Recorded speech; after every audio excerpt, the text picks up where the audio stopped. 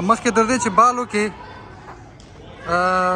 نن لارډس کرکټ لوبغالي ته راغلي یاست او دلته انډور کې زمینه مساعده شوې لوبه کوئ څومره خوشحاله یاست؟ واقعا دا ډېر د خوشحالۍ خبره ده او د هر چا دا ډېر یو لوی ارمان وي چې د کرکټ په کور کې راشي دلته دې فرصت ورته برابر شي چې تر یوه اندازه پورې خپل کرکټ وکړي ساعت تېر کړي له خپلو ملګرو دوستانو سره د داسې وطن ده چې ملګري دوستان ډېر په مشکلات کې پیدا کېږي نو ډېر یو لوی فرصت ده او ډېر د خوښۍ احساس کوو چې په لارډس کرکټ لوبغالي کې انډور کرکټ کوو او هیله ده چې خوند به ورنه واخلو. ډېره مننه. بالینګ کې څه کوې؟ والا بالینګ مې زړه دی چې وکړم. ښه نو اول خو دا معلومات ورکړه ای سی بي دغه سیالۍ افغانانو ته برابرې کړي دا څومره ښه فرصت دی؟ الحمدلله دا یو ډېر غټ فرصت دی. خلکو موږ کې وکتل موږ ډېر زیات ټیلنټ لرو زموږ ینګسټر کې ډېر زیات ټیلنټ دی نو ډېر په متاسفانه چې نن ډېر موږ ینګسټر چې دي هغه سکولونو او کالجونو کې دي ورانه ونه کولی شول چې راغلل خو ډېره ښه اپرچونیټي ده.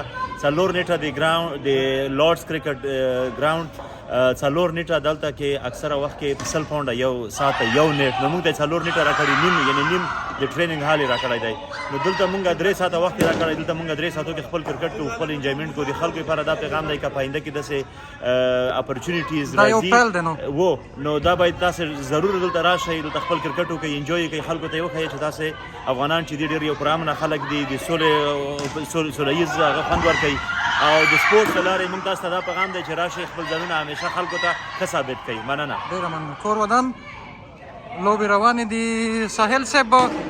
ساحل صاحب نن د کرکټ په کور کې یاست او دلته نو دا زمینه مساعده شوې چې یو شمېر افغانان راټول شي که څه هم پیل دی شروع ده نو څومره مهمې دي دغسې زمینې مساعدېدل او دغسې سیالۍ کول؟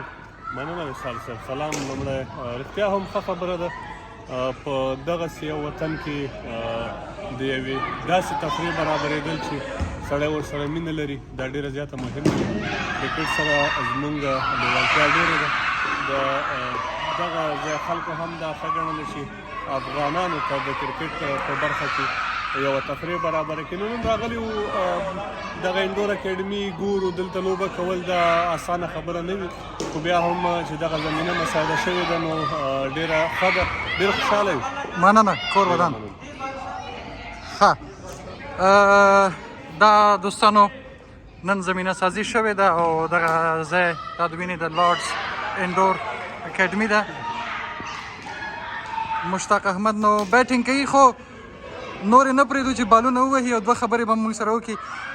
مشتاق بیټینګ ته هم ولاړ یو دوه خبرې وکړه دغسې زمینه مساعدېدل کرکټ کوو ملګرو سره بیا په لارډس کې انډور کرکټ څه معنا لري؟ ډېر د خوشحالۍ ځای دی هوم اف کرکټ دی او دې ځای کې راغلي یو د پریکټس لپاره ښه موقع دې بل چا ته ورکړه او دا هغوی به لوبه وکړي ډېر خوند کوي دا یو پیل دی آینده کې څه تمه لرئ؟ چې لوبه کوي هغوی دپاره دا ډېر غټ یو ځای دی دلته راځي او دلته بیا لوبه کوي دلته پریکټس کوي نو دا د زموږ آینده کې څه تمه لرئ؟ نسل دپاره ډېر موزون دی. ډېره مننه. کور ودان تاسو کرکټ انجوای کوئ.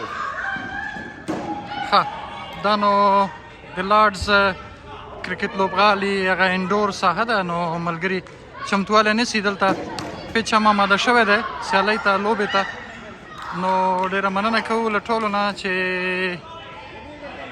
راغلي او دغه سیالۍ نه خوند اخلي. خوشحالۍ ځای دی د خوښۍ ځای دی چې ای سی بي یا د انګلستان کرکټ بورډ افغان مهاجرینو ته افغان ځوانانو ته دغه زمینه مساعده کړې ده چې دوی راشي او دلته کرکټ وکړي دا یو ښه اقدام دی موږ یې هرکلی کوو مننه ترې کوو او په آینده کې هم زموږ تمه دا ده چې دوی دغسې ورته زمینې مساعدې کړي په ځانګړې توګه هغه نویو تنکیو افغان ځوانانو ته تر څو دوی دلته هم خپل کرکټ ته وده ورکړي او په آینده کې د افغانستان لپاره ولوبېږي یا هم دلته که په بېلابېلو ټیمونو کې دوی سیالۍ کوي نو هغوی ته زمینه سازي وشي نو دوی موږ سره ژمنې کړي دي چې په آینده کې به هم موږ سره همکاري کوي موږ تمه لرو چې هغه افغان کورنۍ افغانان چې دلته په لندن کې اوسېږي په آینده کې که دغسې زمینه مساعدېږي نو هغوی راشي پکې برخه واخلي او ګډون پکې وکړي نو په همدې هیله د افغانستان نوم به انشاءالله هر چېرته ځلوو او یادوو به